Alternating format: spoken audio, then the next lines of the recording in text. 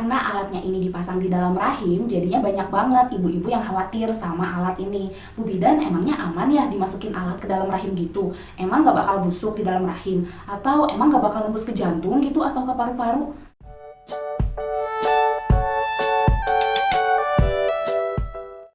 Halo Mama, Assalamualaikum. Bertemu lagi sama aku Bidan Merina. Di video kali ini aku mau sharing sama Mama tentang curhatku, pengalamanku pakai KB IUD selama 14 bulan. Apa aja efek sampingnya dan sebenarnya efek sampingnya ini ngeganggu nggak sih? Yuk simak video aku selengkapnya. Tapi sebelum video ini aku lanjut, aku mau ajak Mama buat klik tombol subscribe yang warna merah ada di bawah dan nyalakan tombol lonceng notifikasinya supaya Mama selalu dapat update video terbaru dari aku. IUD adalah kepanjangan dari intrauterine device atau alat kontrasepsi yang dipasang di dalam rahim, tepatnya di bagian fundus atau di bagian rahim atas. Alatnya ini berbentuk T, kecil yang diikuti dengan benang yang panjang, yang pastinya bahannya ini aman untuk dipakai di rahim wanita. Karena alatnya ini dipasang di dalam rahim, jadinya banyak banget ibu-ibu yang khawatir sama alat ini. Bu Bidan, emangnya aman ya dimasukin alat ke dalam rahim gitu? Emang gak bakal busuk di dalam rahim? Atau emang gak bakal nembus ke jantung gitu atau ke paru-paru? Nah, untuk menjawab pertanyaan-pertanyaan kayak gitu, sebenarnya rahim itu punya 7 lapisan otot, Bu.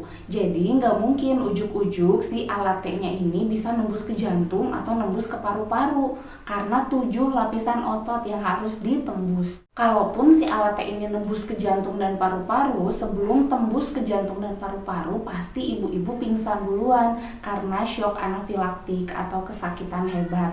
Karena si rahim ini terdiri dari 7 lapisan yang benar-benar tebal dan kuat. Kebayang gak sih kalau ditembus alat T kayak gitu, sakitnya pasti luar biasa, bisa bikin ibu-ibu sampai pingsan. Nah, jadi IUD yang sampai nembus ke jantung atau ke paru-paru tuh menurutku nggak mungkin terjadi. Kalaupun misalnya si IUD-nya ini nembus keluar rahim, itu tuh pasti kesalahan pas proses pemasangan. Misalnya bidan atau dokternya nggak ngukur rahimnya dulu, jadi naruh si IUD-nya terlalu dalam sampai menembus rahim. Tapi kasus itu pun sangat jarang terjadi.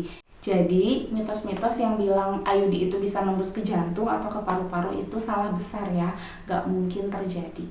Selama pemasangannya benar, IUD itu bakal tetap di tempatnya, di rahim. Salah-salah posisinya pun dia paling adanya tuh di dinding vagina, dan itu pun tidak akan membahayakan ibu. Terus soal IUD busuk di dalam rahim itu apa benar? Nah sebenarnya nggak mungkin ya Bu, karena IUD ini juga si bahan-bahannya terbuat dari bahan-bahan yang ramah dengan tubuh ibu. Jadi IUD ini nggak mungkin busuk di dalam tubuh ibu, kecuali IUD-nya ini udah expire, udah lewat dari masa pakainya. Nah itu pun se-expire-nya IUD dia nggak akan busuk di dalam rahim ibu. Yang ada paling dia udah nggak efektif lagi dipakai untuk sebagai alat kontrasepsi. Jadi itu semua bisa dibilang mitos ya. Nah, IUD ini ada 2 jenis Bu, ada IUD hormonal, ada IUD non-hormonal. Tapi sekarang kita fokus bicara tentang IUD non-hormonal. Karena untuk IUD hormonal ini pemakaiannya sangat jarang di Indonesia. Jadi rata-rata IUD yang ibu pakai adalah IUD non-hormonal. IUD non-hormonal juga ada 2 jenis, ada Kaperti, ada Novati. Nah, bedanya apa tuh? Yang pertama dari masa pakainya. Masa pakai IUD Novate itu cuma 5 tahun, setelah itu dia udah expire. Sedangkan masa pakai IUD Kaperti itu bisa sampai 8 tahun, lewat dari situ dia baru expire. Kenapa bisa beda masa pakainya? Karena tembaga yang digunakan pun beda. Tembaga yang digunakan pada Novati itu lebih sedikit dibanding tembaga yang dipakai di Koperti. Makanya kenapa masa pakai dari Novate itu lebih pendek daripada masa pakai Koperti. Selain itu, karena tembaga pada Novati ini lebih sedikit dibanding tembaga pada Kaperti, jadinya keputihan atau lendir yang keluar pada pemakai IUD Novati ini lebih sedikit dibanding pada pemakai IUD Kaperti. Karena si tembaga ini yang bikin reaksi inflamasi pada dinding rahim ibu yang bikin pengeluaran lendirnya lebih banyak. Jadi kalau tembaganya lebih sedikit, otomatis pengeluaran lendirnya juga bisa lebih sedikit dong. Selain itu, yang membedakan Novati dan Kaperti ini dari benangnya. Pada Novati itu benangnya sangat-sangat lembut, terbuat dari sutra. Nah, kalau Kaperti tidak. Nah, itulah kenapa. Makanya yang membedakan Novati dan Kaperti juga dari segi harganya. Harga Novati ini jauh lebih mahal dari Kaperti, bisa 3 atau 4 kali lipatnya. Jadi, memang lebih mahal Novati. Dari kedua jenis IUD tersebut sebenarnya efek sampingnya sih kurang lebih sama.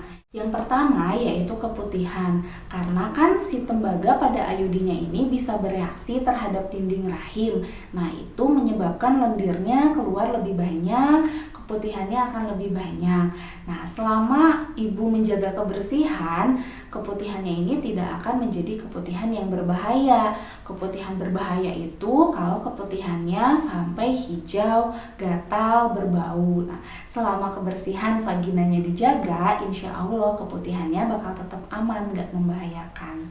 Yang kedua, yang paling sering dirasakan sama pengguna IUD itu adalah nyeri saat berhubungan. Nyerinya itu bisa di pihak cowok, bisa di pihak cewek, bisa di pihak keduanya. Nah, yang menyebabkan nyerinya itu sebenarnya bukan si T-nya, bukan si IUD T-nya, tapi si benang yang menjulurnya. Nah, itulah kenapa kalau misalnya kerasa sakit pas berhubungan dan pakai IUD, ibu boleh kok minta dokter atau bidannya untuk potong benangnya lebih pendek atau si benangnya ini disumputin ke dalam rahim supaya pas berhubungan benangnya ini nggak kerasa. Yang ketiga, efek samping pengguna IUD yang sering itu biasanya headnya lebih banyak, lebih lama, dan lebih sakit. Karena ini berkaitan dengan IUD ini kan ada di dalam rahim, sedangkan mau bagaimanapun IUD ini kan tetap akan dianggap benda asing oleh rahim. Akhirnya pas menstruasi si rahim itu bakal berkontraksi lebih kuat dari biasanya, akhirnya lebih nyeri dari biasanya. Terus juga lebih banyak darah yang keluarnya dari biasanya. Itu memang keluhan yang sering terjadi pada pengguna IUD. Selama head yang keluar masih dalam rentang 7-14 hari, terus perdarahan yang keluar juga masih dalam batas wajar, dan nyeri yang dirasainnya juga masih dalam batas wajar, ibunya masih bisa aktivitas seperti biasa. Nah, itu berarti efek sampingnya juga masih normal ya, masih dalam batas wajar dan gak membahayakan ibu. Dan efek samping yang terakhir itu biasanya ibu-ibu yang pakai IUD itu terasa sering nyeri pinggang walaupun lagi nggak head. Nah, sebenarnya tiap tubuh ibu itu bakal ngerasain efek samping yang beda-beda. Gak semua ibu bakal ngerasain keempat efek samping tadi. Ada yang cuma salah satu, ada yang cuma salah dua, ada yang bisa keempat-empatnya. Itu tergantung respon tubuh ibu dalam menerima si IUD ini dalam rahim.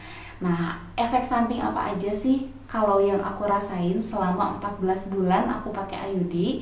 Yang pertama itu memang keputihan, tapi keputihannya ini masih dalam batas wajar, menurutku masih dalam batas normal, gak membahayakan, gak keputihan yang berbahaya gitu, bau gatal hijau gitu, enggak. Jadi keputihan tapi masih dalam batas wajar. Yang kedua yang kerasa di aku itu selama pakai IUD ya memang nyeri pas berhubungan. Tapi kalau suami sih alhamdulillah nggak ada keluhan. Jadi itu keluhannya cuma di aku aja, nyeri pas berhubungan. Tapi biasanya aku atasin dengan berganti-ganti posisi. Beberapa posisi itu emang kerasa banget pas berhubungan, si benangnya tuh kayak kasar gitu, kayak nusuk-nusuk. Tapi di beberapa posisi juga aman, nggak kerasa si benangnya sama sekali. Selain posisi, nyeri pas berhubungan juga sebenarnya bisa diatasi dengan menggunting si benangnya lebih pendek, minta tolong bidan atau dokter yang pasang, atau si benangnya ini diselipin ke dalam rahim. Biasanya dilakukannya sama dokter kalau benangnya diselipin ini gitu, karena nanti pun dilepasnya harus sama dokter kalau benangnya terselubung. Kalau misalnya benangnya udah dipotong atau diselipin, biasanya itu bakal lebih aman. Pas berhubungan itu nggak bakal kerasa. Terus efek samping lain yang aku rasain selama pakai IUD itu adalah headnya jadi lebih lama, lebih banyak dan lebih nyeri. Itu kerasa semua. Jadi biasanya aku tuh kan head cuma 7 hari. Nah selama pakai IUD aku tuh headnya jadi 14 hari. Tapi itu pun nggak 14 hari full keluar darah gitu, enggak. 7 harinya itu ngeflag, 7 harinya itu darah banyak banget. Memang lebih banyak dari biasanya aku head, juga kerasa lebih nyeri. Nyerinya itu kayak kram, mules, gak jelas lah, kembung gitu pokoknya kayak gitu sakitnya. Tapi sakit pakai IUD ini sih sebenarnya aku masih bisa aktivitas normal gitu, nggak bikin aku sampai rebahan terus gitu sampai pingsan gitu, nggak, nyerinya masih dalam batas wajar. Itu aja sih efek samping yang aku rasain selama 14 bulan pakai IUD. Dari ketiga efek samping itu, menurutku efek sampingnya masih jauh lebih ringan, masih jauh lebih mending dibanding aku kebobolan lagi untuk yang kedua kalinya. Jadi ya udah, efek sampingnya aku nikmatin aja, aku jalanin aja, toh nggak membahayakan aku dan aku masih nyaman-nyaman aja.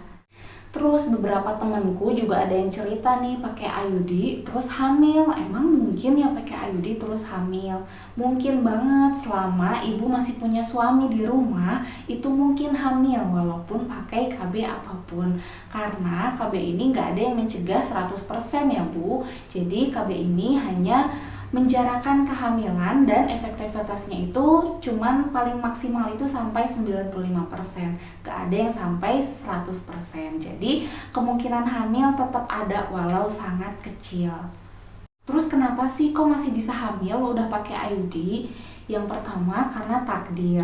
Karena yang namanya takdir yang gak ada ikhtiar sekeras apapun yang bisa ngalahin takdir. Kalau udah takdirnya hamil ya udah tetap bakal hamil.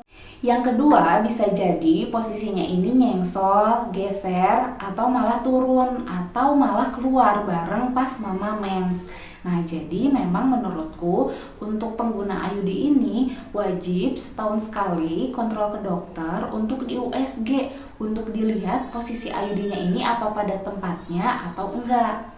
Nah gimana? Setelah nonton video ini Mama lebih yakin mau pakai IUD atau malah makin takut mau pakai IUD? Jangan ya, harus makin yakin supaya anak-anaknya ini bisa terjarakan dengan optimal. Atau ada mama yang udah pakai IUD terus ngerasain efek samping apa aja nih? Boleh share di kolom komentar ya. Oke deh, segitu dulu curhatku, sharingku tentang pemakaian IUD selama 14 bulan. Intinya, mama harus menentukan alat kontrasepsi yang cocok untuk mama. Cocok di aku, belum tentu cocok di mama. Jadi memang untuk alat kontrasepsi ini baiknya kita mantapkan dengan suami, kita pikirkan matang-matang dan kita coba. Oke deh, semoga bermanfaat ya video dari aku ini. Makasih mama yang udah nonton videoku sampai selesai. Wassalamualaikum warahmatullahi wabarakatuh. Bye-bye.